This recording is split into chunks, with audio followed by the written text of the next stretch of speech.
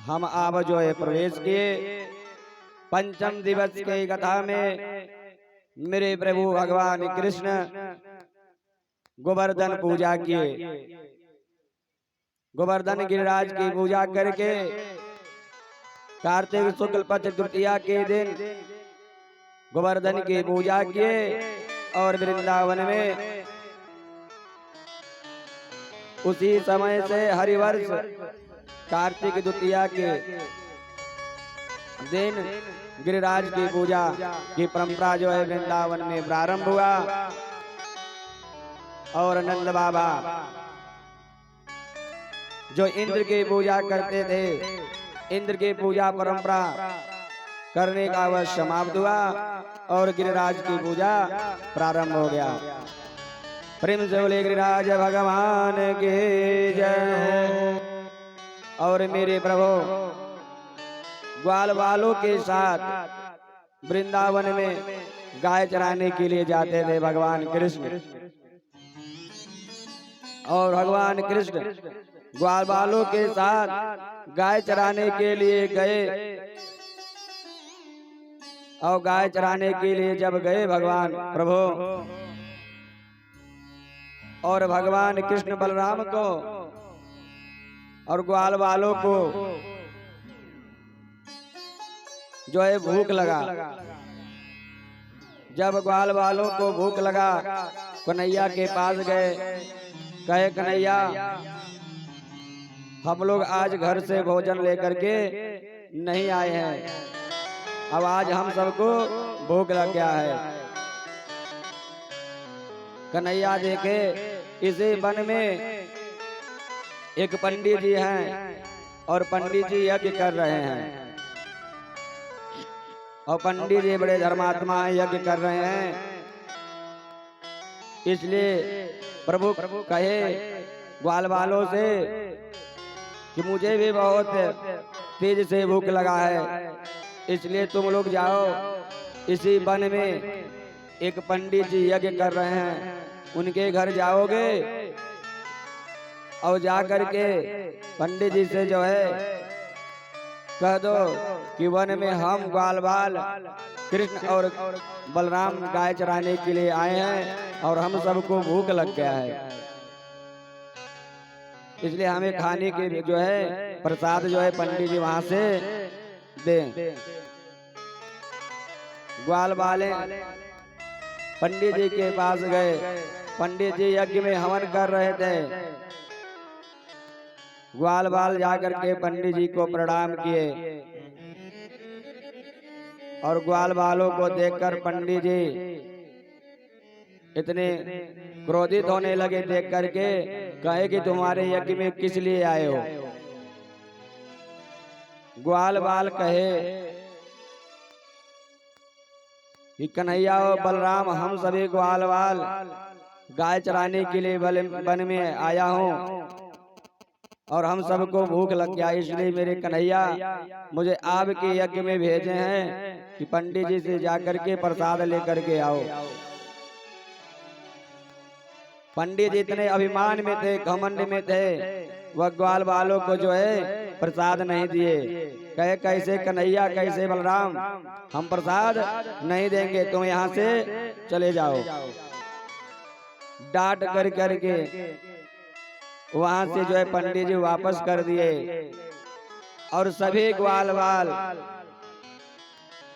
भगवान कृष्ण के पास आए। कहे कन्हैया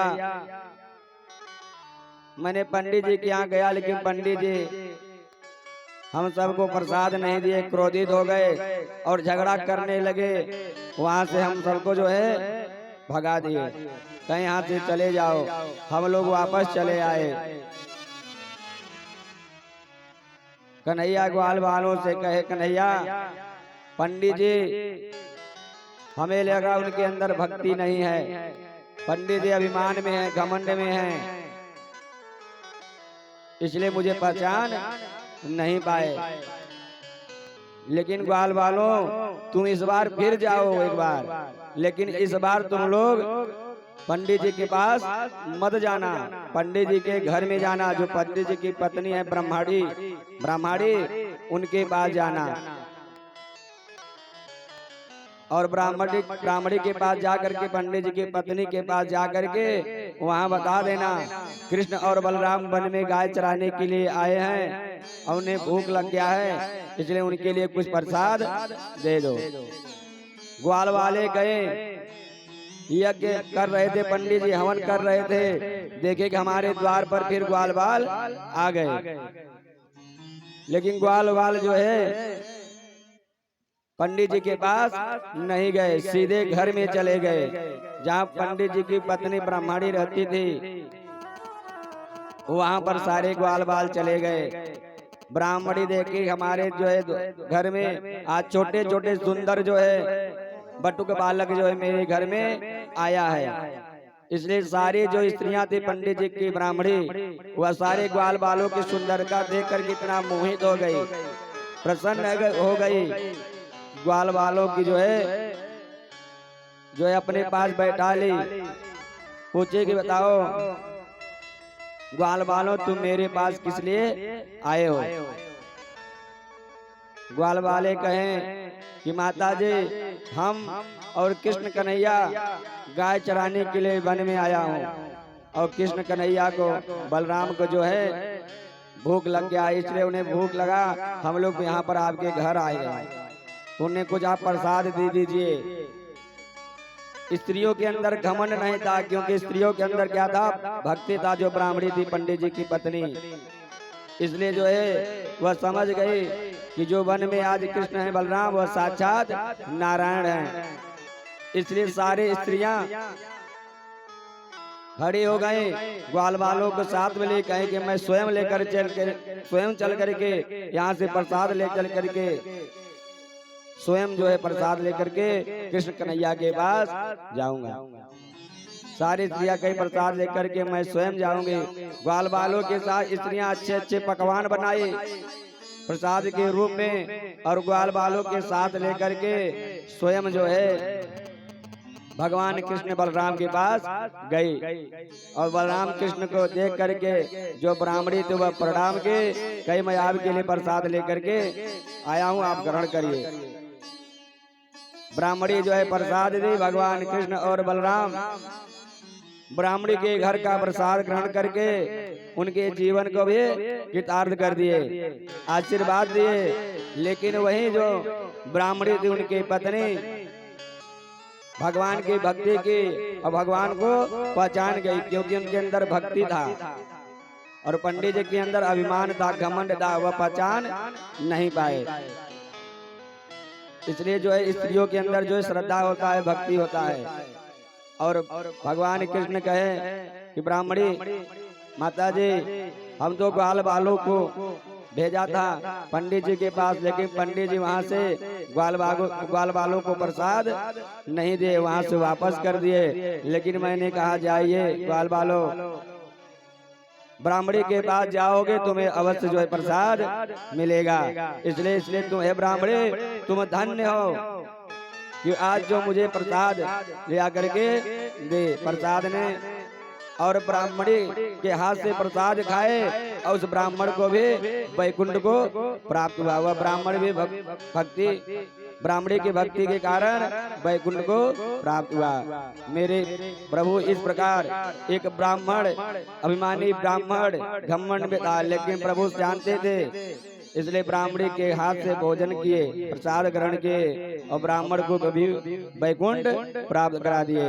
प्रेम से बोले भगवान कृष्ण महाराज की जय, बाल कृष्ण महाराज की जय हो।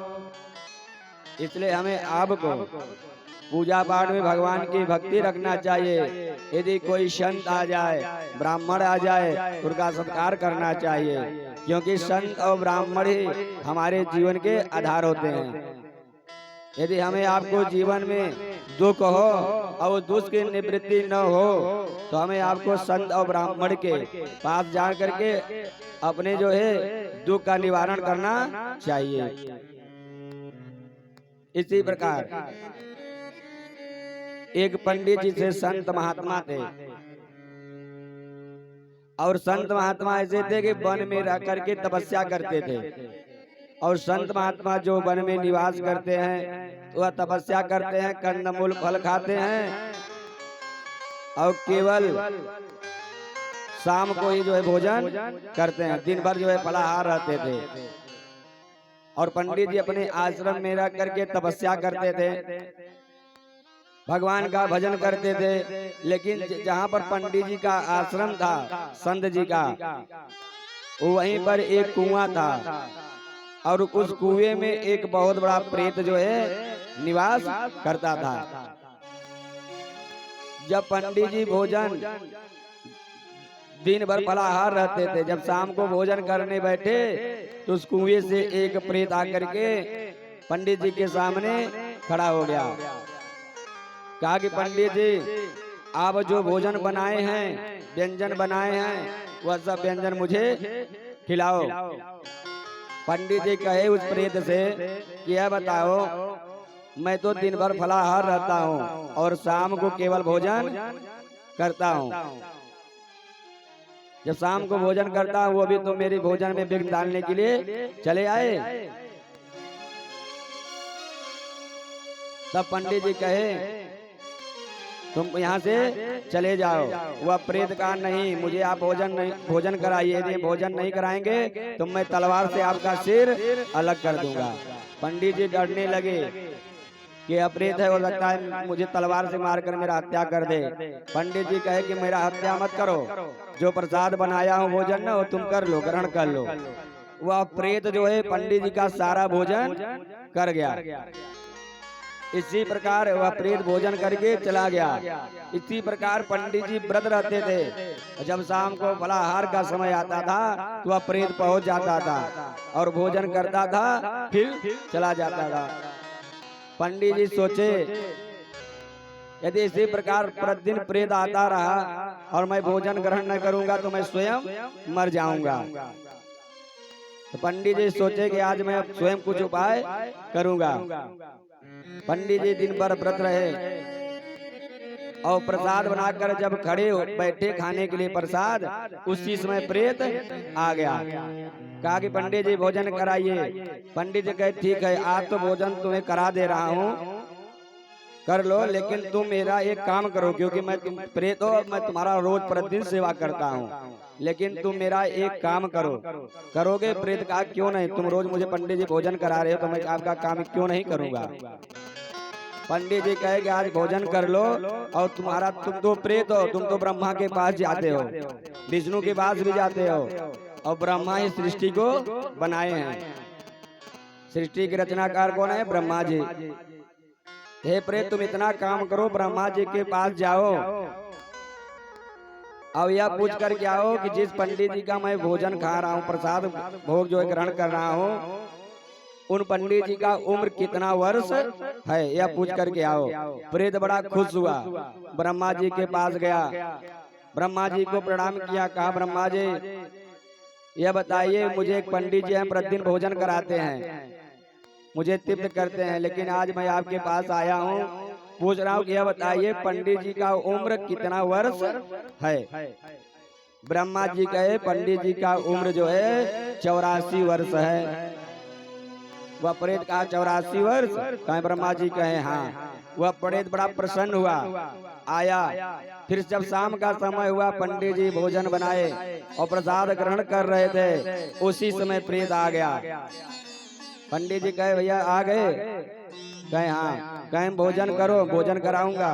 तो मेरे ब्रह्मा जी के पास गए थे? प्रेत कहा हाँ। कहे ब्रह्मा जी से मेरी बात पूछे थे? प्रेत कहा पूछा था। भोजन करा दिए संत महात्मा जो पंडित जी थे। तब प्रेत से पूछे कि ब्रह्मा जी से पूछे थे कि मेरा उम्र कितना है। वह प्रेत बड़ा खुश हुआ, कहा कि ब्रह्मा जी कहे कि उस पंडित जी का उम्र 84 वर्ष है।